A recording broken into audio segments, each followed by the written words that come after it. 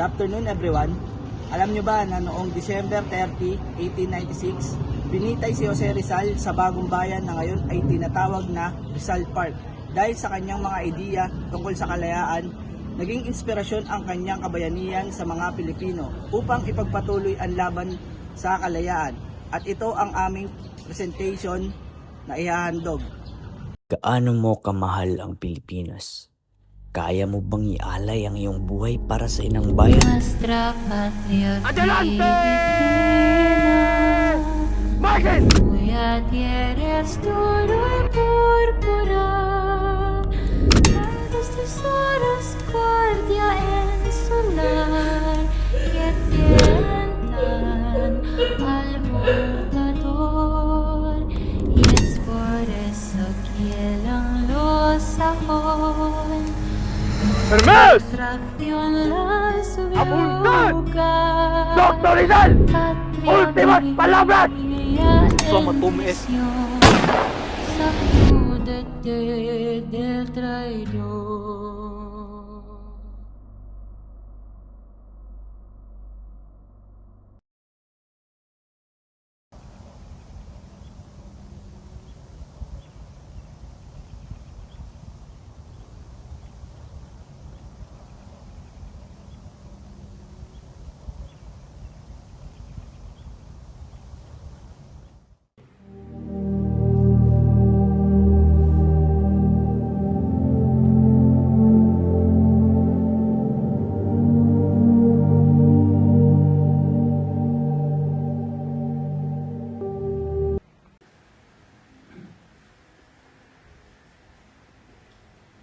Dr. Jose Rizal, you are found guilty by rebellion.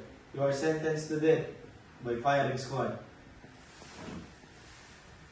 I do not deny my love of my country. I only wish for freedom and true peaceful means. Prepare the prisoner!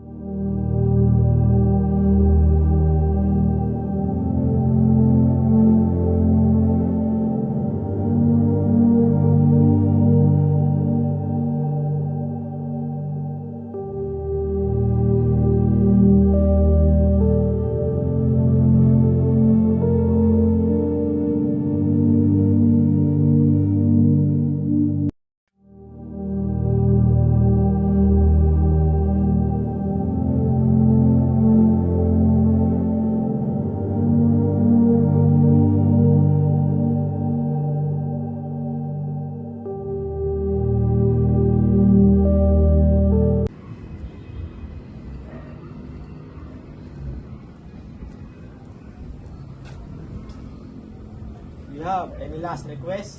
May face the finance court. Denied. You will face away.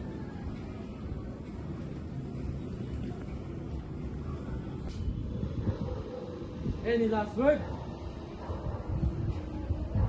Consumatum est. Fuego! Listo!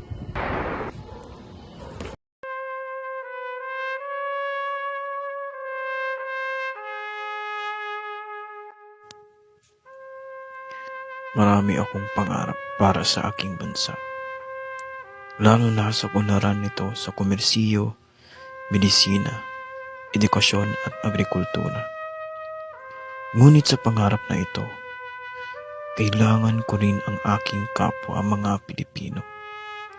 Kaya't sa ganun, naisipan kong bumuo ng organisasyon para sa pangarap na ito. La Liga Filipina. Para sa iyo ito, Pilipinas. Para sa iyo, gagawin kong lahat para sa ikabubuti mo. Kahit nakapalit pa nito'y buhay ko. ¿Acaso no sabes respetar a las autoridades?